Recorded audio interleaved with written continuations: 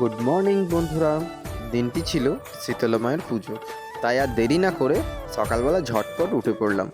আর তাড়াতাড়ি ঘুম থেকে উঠেই আমি আমার নিজের বিছানাগুলো গোছাতে শুরু করলাম, কেননা পুজো মণ্ডপে যেতে হবে তো।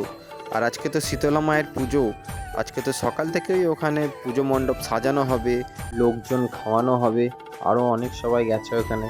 সকাল থেকেই ওখানে সব রান্না বান্না চলছে, মণ্ডপ সাজাবে। চলো তোমাদেরকে ওখানে দেখাবো।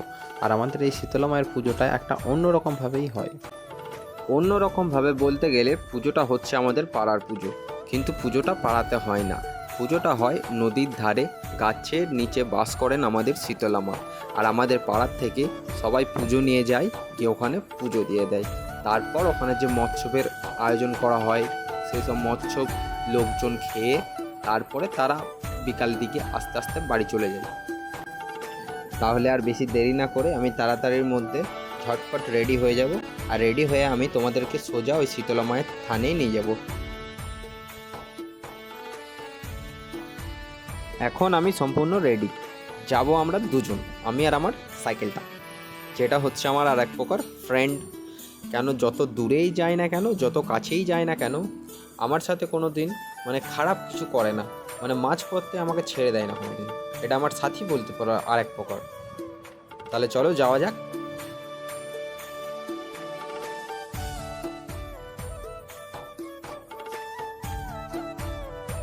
আর বেশি দূর না, চলেই এলাম, কাছাকাছি চলেই এসছি।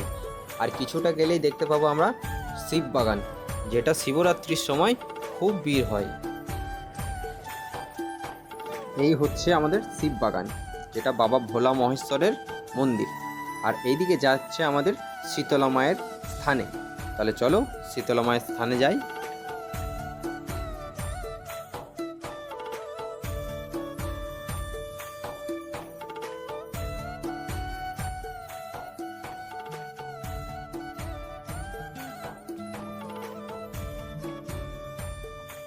এই চলে এলাম আমি আমার শীতলা মায়ের স্থানে। এই আমার ফ্রেন্ড দাঁড়িয়ে এখানে, আর এই হচ্ছে আমার শীতলা মা। ওই যে পাশে নদী তোমরা দেখতে পাচ্ছ, আর একটা গাছের নিচে বাস করছেন আমাদের শীতলা মা, তোমরা দেখো এই তো। তাহলে চলো এবার আমি তোমাদের দেখাবো শিব বাগানটা, চলো।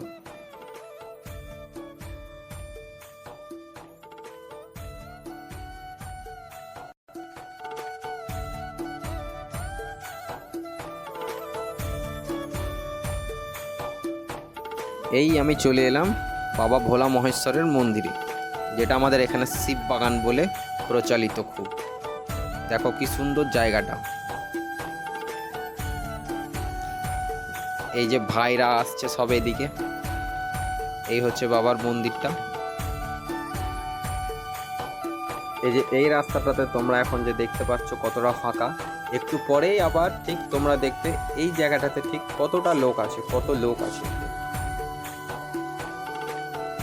এবার আমি তোমাদের দেখাবো কোথায় মৎস্যবের রান্না বান্না হচ্ছে। এটা হচ্ছে শিব মন্দিরের পিছন দিকটা।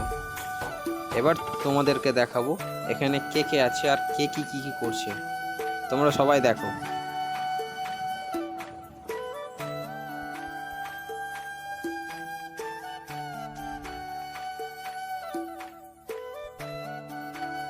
তাহলে চলো এখন বাড়ি যাওয়া যাক। বাড়িতে গিয়ে স্নান টান করে ভালো জামা কাপড় পরে আবার রেডি হয়ে আসবো।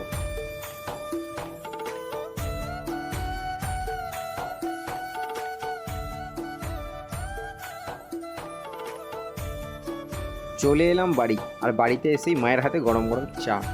এবার চা খেয়ে নিয়ে আমি তাড়াতাড়ির মধ্যে স্নান করে রেডি হয়ে আমি বেরোবো পুজোর সাথে।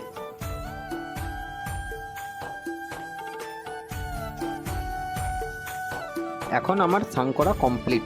এবার আমি তাড়াতাড়ির মধ্যে ঝটপট করে মাকে বললাম জামা কাপড়গুলো বের করে দিতে। মা কী করলো, মা আলমারি থেকে আমার নিজের জামা আর একটা প্যান্ট বের করে দিল। আর আমিও খুশি হয়ে মনের আনন্দে নিজেও আমি পরে নিলাম। ওয়াও ওয়াও, কি সুন্দর লাগছে বলো আমাকে বন্ধুরা। এখন আমি আর আমার মা রেডি।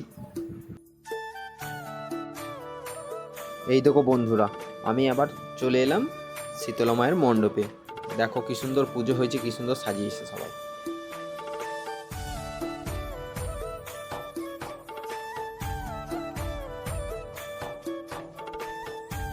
এবার চলো বন্ধুরা, আমি তোমাদের নিয়ে যাব ওই শিব বাগানে।